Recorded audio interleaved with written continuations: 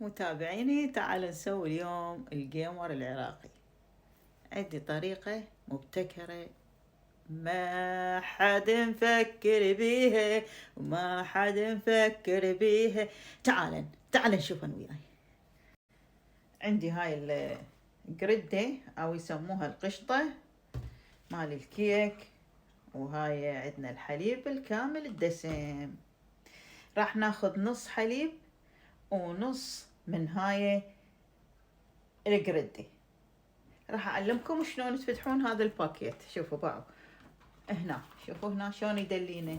باعوا هذا الباكيت، شوفوا هنا دا تشوفون، يعني بس تفتحونه هالشكل ينفتح الباكيت. باعوا فتح الباكيت.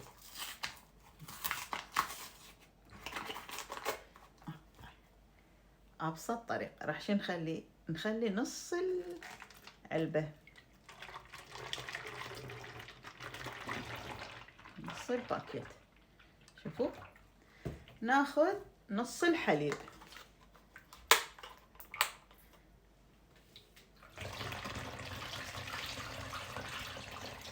هذا يكفي.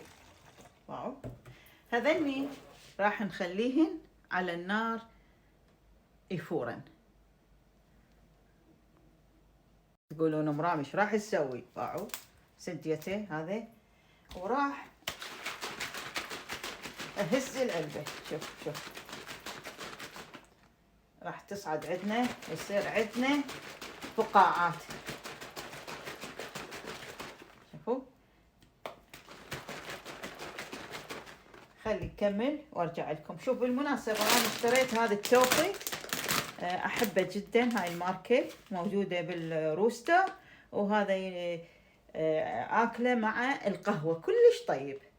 اشترينا بنات كلش طيب. هسه استمر بالخفق بهذا البطل. شوفوا بنات، انا شلته على النار وخليته تحت هاي الخشبة، وهذا شوفوا شلون صعد.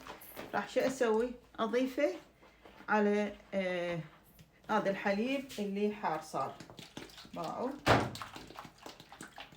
ارجعه بعدين على الطباخ،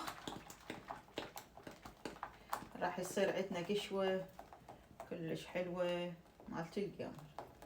شفتوا دا تشوفون شلون؟ شوفوا، وما اغطيه من يفور، لا. هسه راح ارجعه على الطباخ. شوفوا بنات، خليت هاي السياباية حتى لا جوا يصير لاچع وبي مثل الدخان، ريحة تطلع.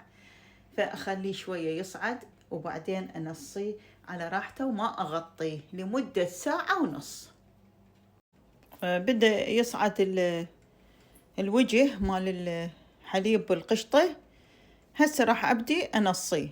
شوفوا، انصيه الى درجة 3 وجوا. ديروا بالكم للتأكيد السياباية حتى لا يلشع جوا ويحترق. فما اغطي، هسه ابقيه على 3 لمدة ساعة ونص. بعدين من يبرد كلش يلا اخليه بالثلاجة الى ثاني يوم العصر.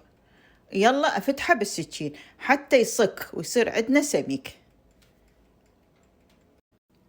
نقلت الجيمر بهذا الماعون، فرغته، وهذا شكله النهائي. شوفوا حبايبي، باعوا خليت بيه حليب. وإن شاء الله عجبتكم هاي الفكرة. تحياتي للجميع.